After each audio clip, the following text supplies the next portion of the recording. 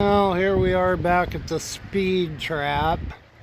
Got a second sheriff came in for backup. It must be because whoever this traffic stop is so dangerous they need two of them.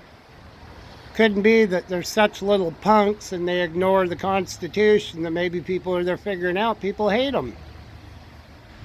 Now the guy in the truck, that would be Deputy Marcinni, who left employment from Reedsport PD because he ignored Judge Miller's court order and let someone into my house. So he left and got a job at the sheriff's.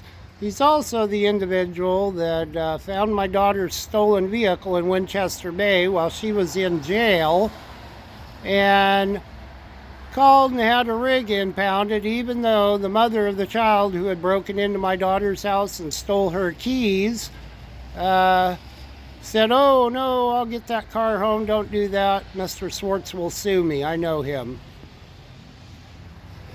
So this is your good old boy, Deputy Marciani.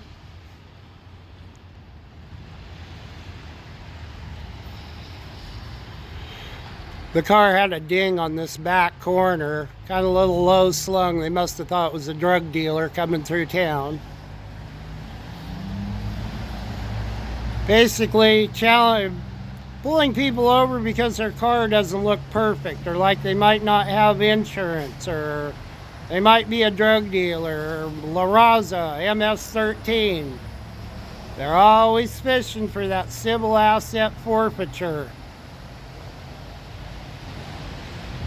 I told PD, being it's illegal to take and use drug dogs anymore for probable cause, and the Supreme Court's thrown that out, and we went ahead and got a drug dog and invested in that anyhow.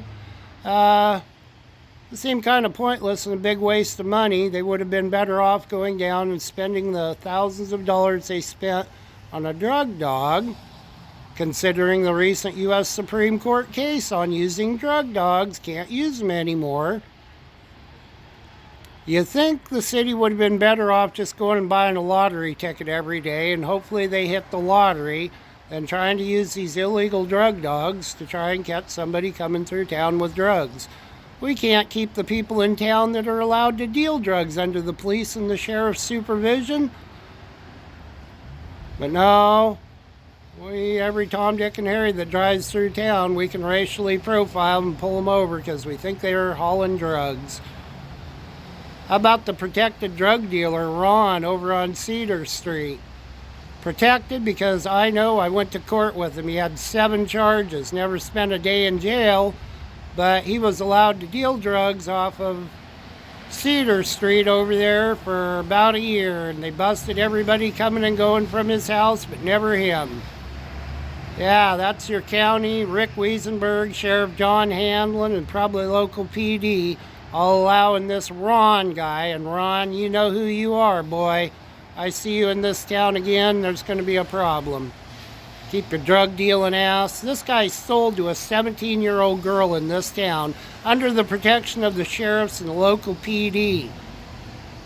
Actually, they were the same people that attacked me up at 7-Eleven, claiming Officer Smart was coming for me. Why does Officer Officer Smart have contacts with tweakers that are threatening me with his name? Probably because I was trying to expose the drug dealer that they'd set up over on Cedar Street and busting numerous people buying from there. You realize what happens when a county or a city protects a drug dealer? They're not just hiring a confidential informant to go make a buy. They're providing protection for these drug dealers so they can sell, and then they bust all the people that are buying. So where does that go past the line, guys? Goes a long ways for entrapment. But who cares? We don't believe in the Constitution, Oregon, state, or federal. And these sheriffs will tell you they're all a bunch of oath-hating, oath-not-keeping individuals.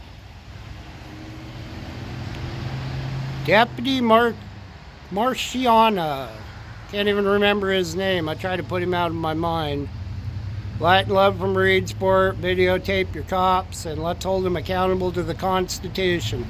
Or put them in jail.